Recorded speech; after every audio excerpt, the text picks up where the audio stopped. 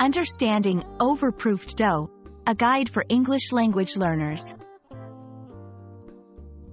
Hello everyone! Today we're diving into the world of baking, specifically focusing on the term overproofed dough.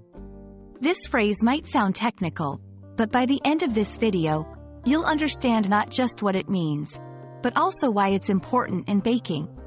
So, let's get started. Before we talk about overproofing, let's understand what proofing is. Proofing, also known as fermentation, is a crucial step in bread making. It's when the dough is allowed to rise before baking. During this time, yeast ferments the sugars in the dough, producing gases that make the dough expand and become fluffy. The right amount of proofing is key to getting that perfect loaf of bread. How do we know when dough is perfectly proofed?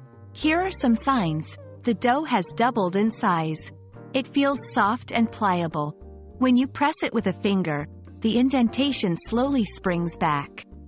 These signs indicate that the dough is ready for the oven and will bake into a delicious, airy loaf. Now, let's talk about overproofed dough. This happens when dough has proofed for too long. The yeast exhausts its food supply, leading to a breakdown of the dough's structure.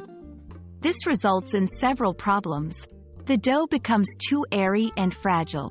It might collapse when touched or moved. The baked bread can be dense and flat, lacking the desired fluffy texture.